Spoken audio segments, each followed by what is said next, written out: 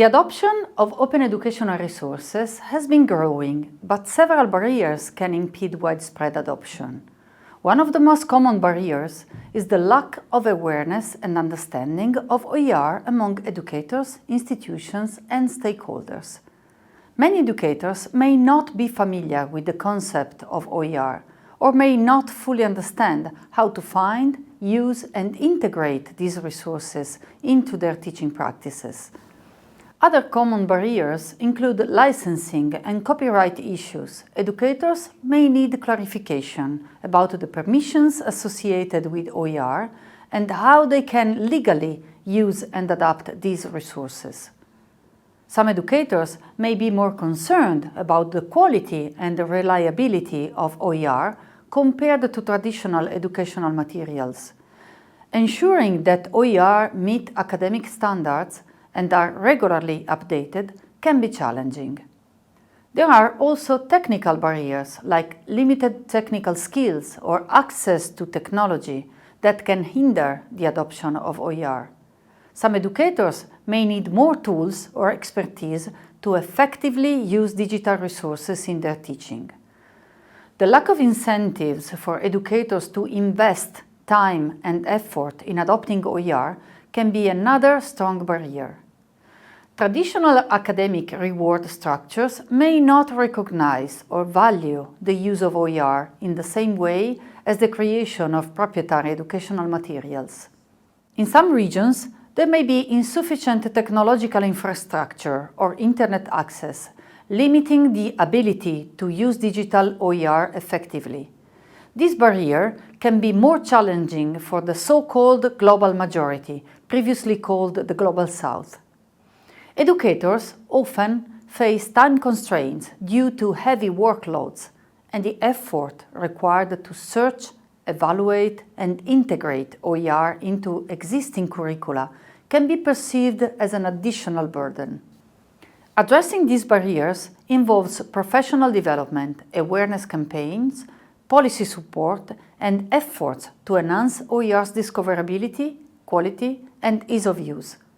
Collaborative initiatives and institutional, governmental, and international support can also be crucial in overcoming these challenges.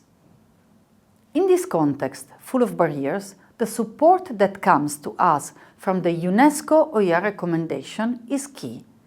How does it address each of these barriers? Let's take a moment and put things into context. All member states unanimously adopted the UNESCO OER recommendation in November 2019, and it was presented for the first time here at Politecnico di Milano during the OE Global Conference 2019. The recommendation aims to support signatories in benefiting more from the opportunities offered by open education by providing guidelines and principles to encourage the creation, use, and sharing of open educational resources. While it may not explicitly address each of the barriers we mentioned, it does provide a framework that can indirectly contribute to overcoming some of these critical challenges. Here's how it may address some of the common barriers, like licensing and copyright issues. The UNESCO OER recommendation encourages the use of open licenses, such as Creative Commons licenses, to define the permissions and restrictions associated with OER. This can help address concerns related to copyright and licensing by providing a standardized and transparent way of specifying usage rights. There are also quality concerns. The recommendation emphasizes the importance of ensuring the quality of OER. It encourages stakeholders to adhere to standards and guidelines for creating and using OER.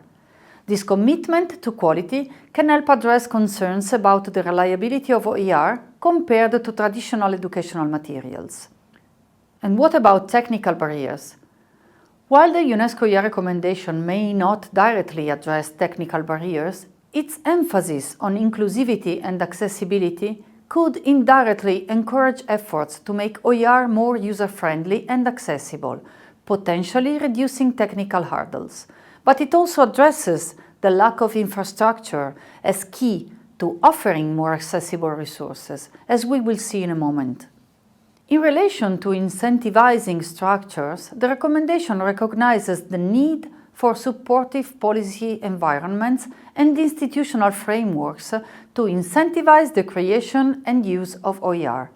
By advocating for policies that recognize and reward educators for their contributions to OER, it aims to address concerns related to incentive structures.